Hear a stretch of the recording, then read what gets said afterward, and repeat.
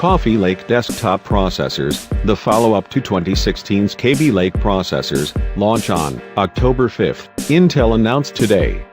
Like the recent U-series Kaby Lake Refresh laptop processors, which also launched under the 8th generation moniker, Kaby Lake is largely based on the same Core 14nm architecture as Kaby Lake, which in turn was essentially just Skylake, but with more cores across the range.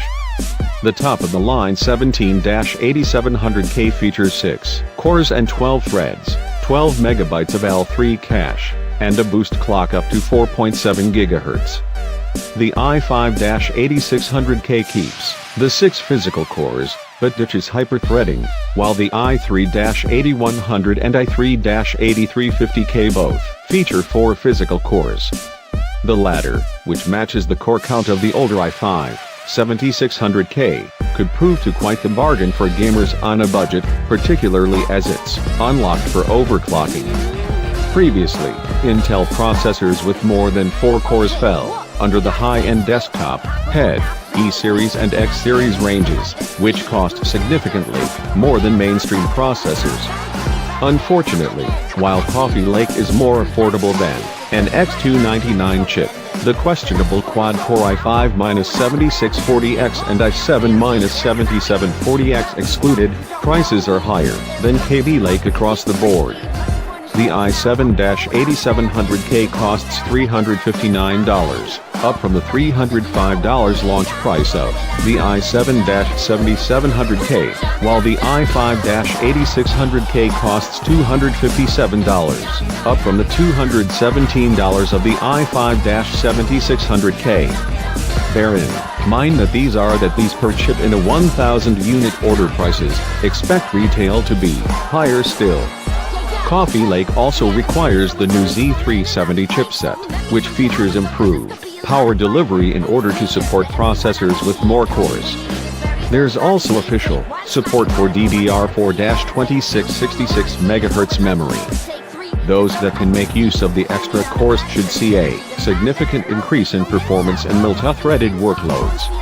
Intel claims Kaby Lake offers up to 25% more FPS in games, and 45% more performance during megatasking compared to the Core i7-7700K. Intel is keen to stress how good its processors are at gaming, attacking one of the criticisms leveled at AMD's Ryzen processors.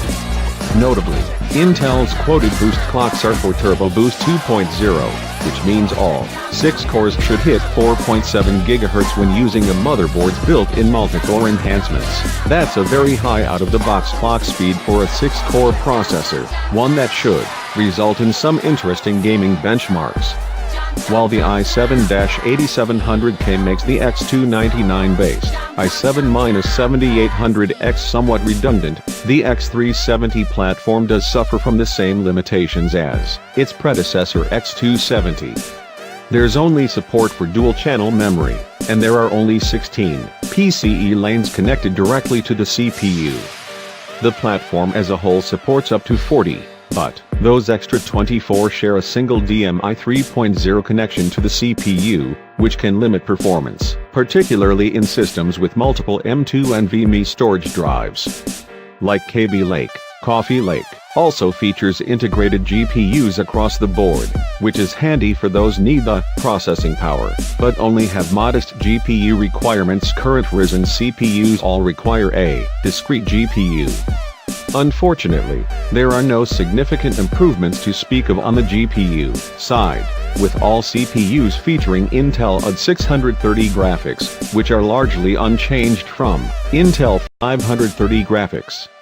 While Kaby Lake is unlikely to offer a significant IPC improvement over Kaby Lake, that there are finally mainstream Intel processors with more than 4 cores is welcome. Ours will have a review soon. But for now, read the Core i9-7960X review, which pits Intel's 16-core chip against AMD's 16-core Threadripper.